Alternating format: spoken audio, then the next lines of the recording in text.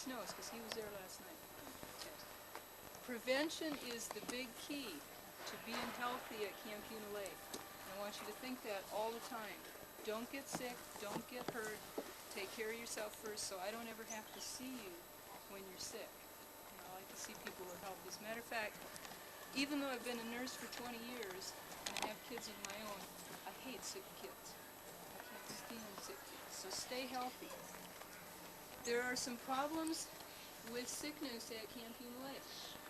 Some real classic ones that keep coming back again and again. How many of you have been campers here before? Okay, so those of you who've been will probably be able to relate to this. One of the problems that you get, or can get, is camp diarrhea. Anybody had camp diarrhea? Nope. You're lucky. Okay. Camp diarrhea is literally that. You just get the runs and your stomach feels crummy and sometimes you throw up with it. Okay. The causes, there are some main causes of camp diarrhea that you can prevent. One is dirty hands. Okay, you're not going to be able to prevent getting dirty hands unless you wear gloves all the time. Or just the regular dirt. You can't prevent that. But what you can prevent is contaminated hands. Like when you go to the bathroom, always wash your hands afterwards.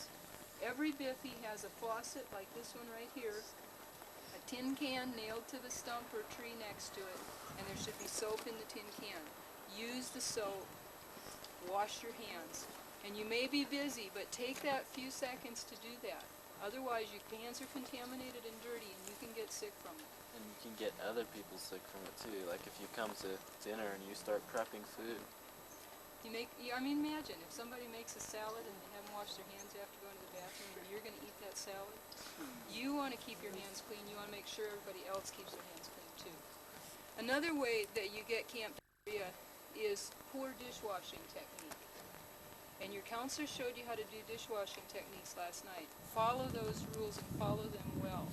One of the big things is don't get those black pots into the dishwater, because that black stuff that accumulates from the fire pit can cause you to have diarrhea if you get it into your system.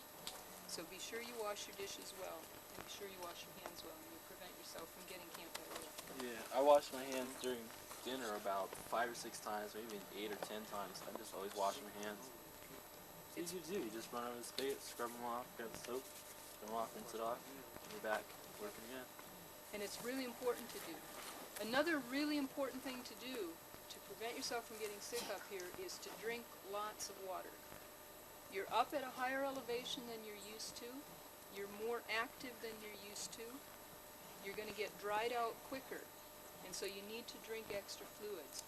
And if you don't drink extra fluids, you'll get dehydrated and you get signs and symptoms of altitude sickness. You get a little crampy in your stomach, you just feel kind of bad, real tired. You may get a headache, you get a dry, sore throat. All those things come because you're not drinking enough water. So every time you go by a spigot, if you got a chance, stop and take a drink. It's not going to hurt you, and it will keep you from getting dehydrated. Especially true when you're out on the trail. You've got your little water carrier.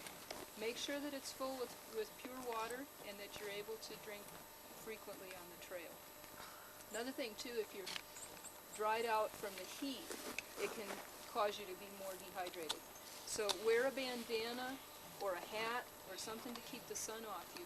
If you've got a bandana and you go by a creek, get it wet and wrap it around your neck and wash your face off and cool yourself down a little bit. Make your counselor stop and everybody take off their boots and stick them in the water.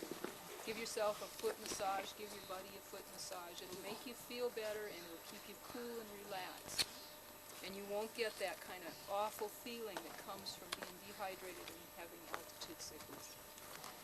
Altitude also causes some sleep problems for people, especially the first couple nights.